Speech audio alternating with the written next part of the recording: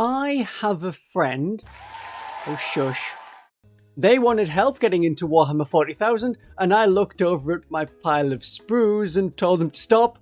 Don't do it. Get out while you can. This isn't what you want to do. You will end up surrounded by plastic kraken so deep into it that you begin making videos online about playing an army with such a small player base that you can never really grow, and then you do it 3 times over because you just don't learn your lesson. There are a lot of pitfalls when starting 40k and not a lot of resources to fix them. If you are young, you have free time to play but probably don't have much money to get the good units to make an army with an average chance of winning. And if you're over 30, you have money, possibly, but you don't have free time to play a lot and don't want to paint models that you won't play with and can't get good experience, and you end up feeling like a failure and giving up on the whole thing. Anyway, my friends started 40k and this is their journey.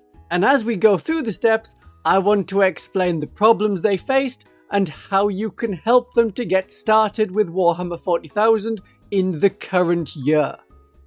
If you're playing Warhammer 40,000, you will want an army. But which faction do you get? When explaining it, there are a lot that sound the same when pitched inside a lift. Guys in power armor? Vikings in power armor, vampires in power armor, soldiers that look a lot like Knight Crusaders in power armor. It's up to you if you think I'm talking about Dark Angels or Black Templars. Bad guys in power armor, well, relative to the others. Silver power armor, guys in black power armor. Again, it's debatable as to which one. Girls in power armor, bananas in power armor, and then we have all the alien races, but even the newest one to return is basically in power armor. Otherwise you have bananas not in power armor, but the alien factions are often hordes. Tyranids are a horde, Genestealer Cult are a horde, Orcs are a horde, and the Adeptus Mechanicus are a horde, and the Imperial Guard are a horde. Don't buy hordes unless you really love the models in the army and the lore. The models are not cheaper just because you need more of them to play the game. Whatever army you pick, you will need lots of models. It depends on the army as to how many models. Genestealer Cult needs a lot of models. It's hard to go very vehicle heavy in that kind of army. The battle forces and the army sets are available, but Games Workshop will exploit elite players' expectations with a small number of models in a box and the promise that it is a lot of points. An arbitrary metric that they have complete control over. The point towards being a full army, which an army set is not. So you get slightly fewer models if your army is elite, because it's more points.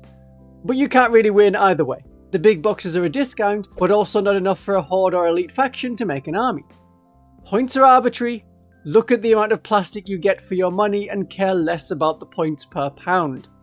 But when the cost of one small unit is the same cost as a new computer game, even a Warhammer computer game, price can be a big problem and a turn-off. You need to be at least this level of not poor to enter. If you are starting the hobby, you need to know that Games Workshop charges more for their plastic figures than almost any other plastic figure company.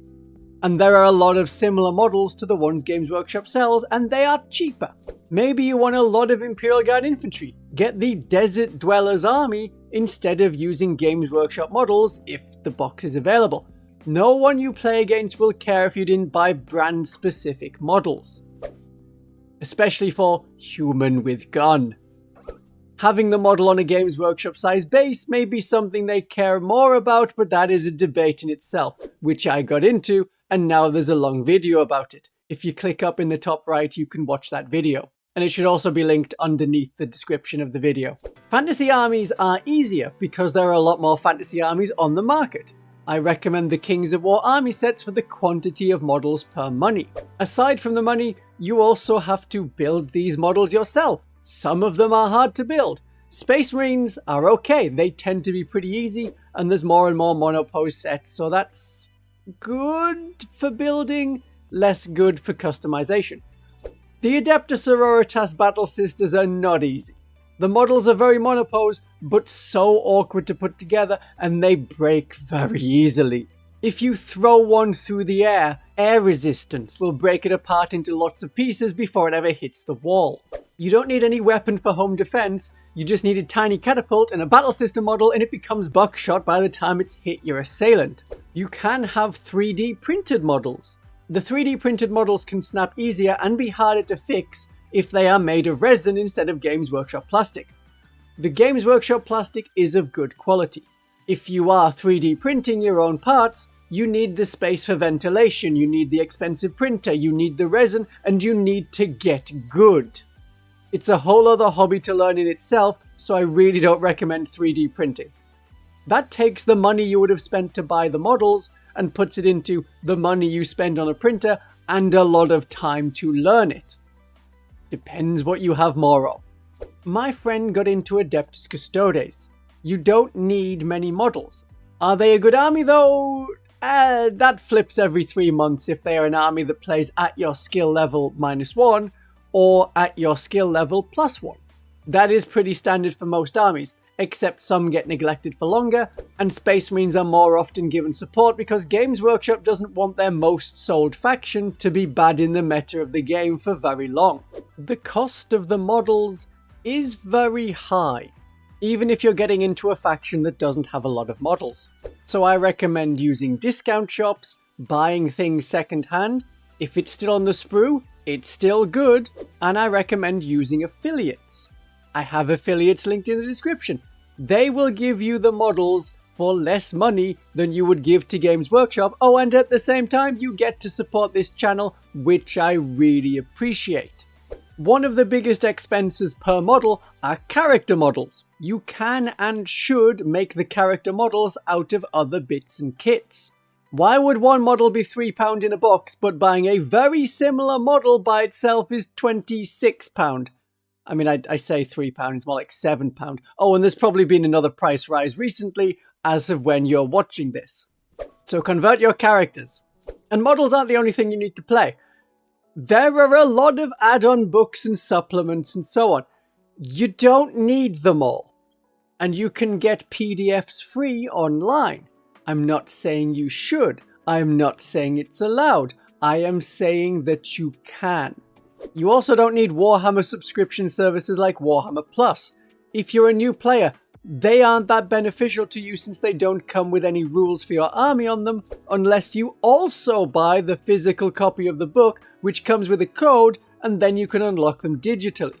For anything else you see on Warhammer Plus, game lore, battle reports, painting tutorials, even animations, you can find a mountain of them on YouTube for free.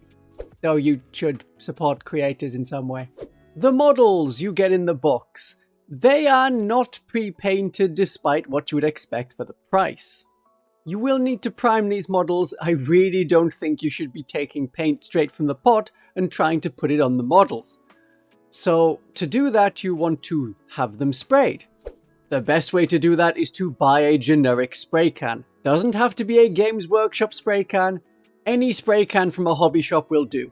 You want Blood Angels? Buy a red spray paint can. You want Custodes? Probably a gold spray can. You never have to follow the box art or the Games Workshop lore advice. You can always paint the models how you like. There are thousands of Facebook groups, Instagram groups, Twitter and Blue Sky groups that are showing off amazing paint schemes that don't match 40k lore. And the comments are all, "That's really cool," or words to that effect. If you aren't familiar with painting and aren't that good, honestly, most of painting skill is brush control and learning paint consistency that only comes over time.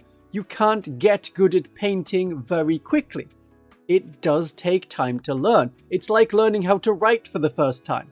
You have to understand how the brush feels in your hand, like how you would hold a pen properly. And most children would put the pen in their fist and try and do it until they learn to have it across their finger, and you know how to hold a pen.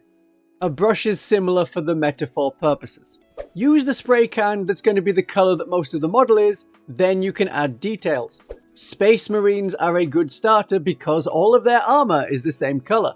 And on the table, viewed at a distance, it will look okay, and that is all you need. Especially when you're starting out, you do not need to buy the best paints because you won't know how to use them. You have to develop the hand-eye coordination and get used to the paintbrush as an extension of yourself. Maybe think of it this way, you wouldn't buy a fancy pen for a 3-year-old who hasn't yet learned to write their own name. I don't know if 3-year-olds are meant to be able to write. We'll drop the pen metaphor. The kind of brushes you need are just a basic brush and one for detail. A lot of the most skilled painters will buy the basic off-the-shelf brush because the brushes wear out at the same speed regardless of the quality of brush you use. When picking a colour scheme for your army, don't be ambitious. Have a simple colour scheme for your models. In the long run, it is not a good idea to need a lot of paints for your models, and if you're on a budget, that can be even more important. Don't try and do Lamenters. I did one and that was enough. Eldar are very easy to paint because almost the whole unit is one colour. You change it for each of the units to make them very easy to distinguish at a distance, and remember, you don't need to follow the official Games Workshop paint scheme. Once you buy them, they are yours to paint however you want. However you want. You don't need to buy brushes from Games Workshop or tools from Games Workshop. Third-party hobby supplies work. A sprue cutting clipper and a sprue cutting clipper TM Games Workshop are functionally the same. You'll want a hobby knife like a box cutter and a file for removing mold lines. Then some glue, dice and measuring tapes. Hobby shops, hardware stores. I have affiliates linked in the description. They have lots of things in terms of dice and objective mats and a lot of other things that you'll need like that so that you can play the game. When you're playing the game, there are rules. Lots of rules. It is not as bad as 9th edition. Well, at least the end of 9th edition, where there was 100 different supplement books and codexes and extra rules on top of extra rules. Most of 10th edition rules are a replacement for other rules. You're not stacking rules on rules. Each army has a good index detachment, which had a little update in the codex. And then there are more detachments available, but each of them replaces the existing stratagems with a different set of stratagems. Instead of the core stratagems, there are match play compatible different core stratagems in a White Dwarf magazine. They replace the core stratagems. Whether you're buying a White Dwarf or the Codex, that is still a physical book to buy despite cries from the fans to also make it available digitally. So, fans have made them available digitally. You can use them as a resource, instead of buying the books. So I fought a battle against my friend with their Custodes. I tried to help with Custodes, but I don't know their rules too well. There's the Montcar? No, that's Tau. I mean the mixed martial arts special rule thing. That one. There are too many rules. And I say that knowing that 10th edition is one of the easiest to learn editions for a while. The time you have to learn new rules is small. The space in the brain to remember all the rules is small. The amount of rules, lots. The terrain rules which you need to understand to play any game on the table are particularly contentious, and I've done my best in several videos to explain them with varying degrees of success. When you're starting out, I recommend playing Combat Patrol missions. It doesn't have to be out of the Combat Patrol box, just have 400 or 500 points. Have one leader, one battle line unit if you want, no duplicate units if you want to do that as a rule, and none of the units can be more than 200 points. I am aware that many of the Combat Patrol sets break these rules. I recommend these missions and this size of game to learn the rules for 40k.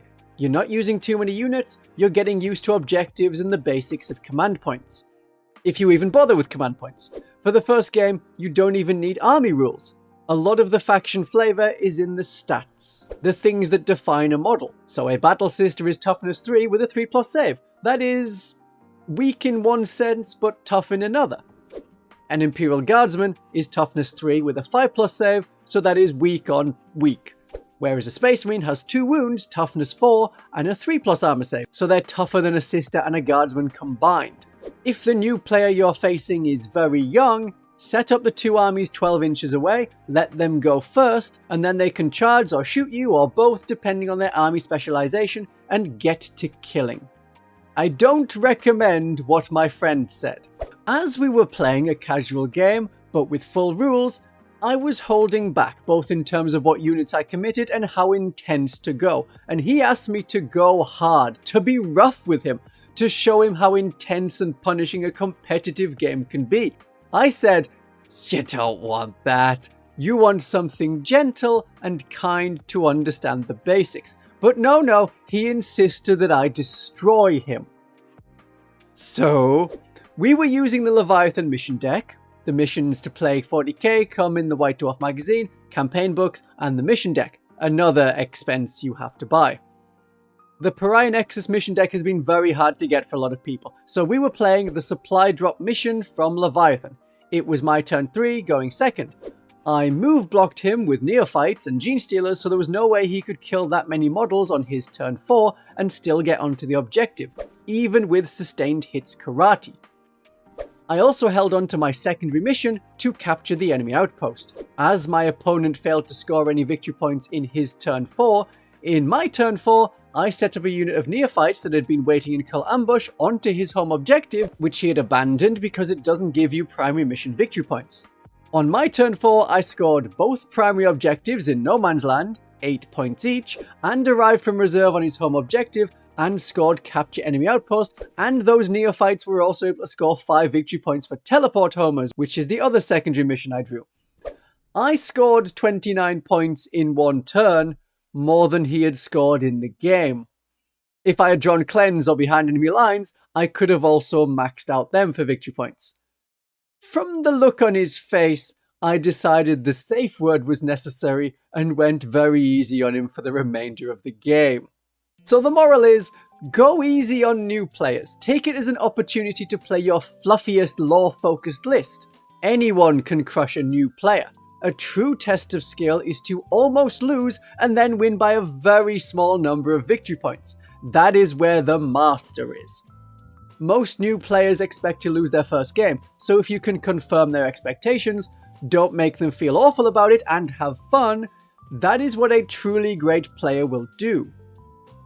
But if your opponent is like 10 years old, letting them win is not a bad idea. Children like winning. It means they get positive feedback and want to keep doing the thing because they think they're good at it. Terrain. Learn to build your own terrain. Like, terrain kits cost an utter fortune regardless of who makes them. The amount of money it would cost to buy a table's worth of Games Workshop terrain kits is about as much as a 3D printer from which you could print something very similar to those same terrain kits. I don't usually recommend 3D printing, especially not to new players, but financially, if you wanted that terrain, it becomes a more attractive option. But time and money is better spent on your core army for the game. There are countless YouTube channels that do terrain tutorials. I have plans to make a video about terrain at some point. And making your own terrain is a hobby tradition going back to early Games Workshop. Before you play your first game or against a new person, it is a good idea to watch them play a bit. This can give you an idea of the kind of player they are, and bad experiences of playing the game can really hurt your hobby enthusiasm. So you'll know the person you're going to be playing in future is a nice person, and you understand the things that they're saying, for like how the rules work. Besides, you want to have fun, and having your entire army killed by the end of turn 2 is not fun. It might be funny one time, but that's about it. So now we get to the end of my friend's journey. They played several games of Warhammer 40,000, they had their Custodes army, which was about 15 models. Yeah, that's an entire Custodes army. That's not even a full Neophyte unit for the Gene Stealer cult. But then my friend realized, yeah, I like playing this number of models, but I like skirmish games, and now they play Infinity. There are fewer models, you get an army in a box, you get the terrain very cheaply and it's very nice, and they said this had absolutely nothing to do with me crushing them in a game. I needed to know that. While the Infinity models cost a bit, they cost less than the bloated Games Workshop prices, and rules changes are easier to keep up with because they're not as frequent. This is a lot of the things you want to know when you're starting out, and these are the things that help my friend eventually get to not play Warhammer, but they're happier. So I guess that's a win. What if I were to tell you there are 10.5 other things to know? It's a video that not a lot of you may have seen, but it has really good ideas for starting Warhammer 40,000. My darlings and viewers, have a great day of 40k.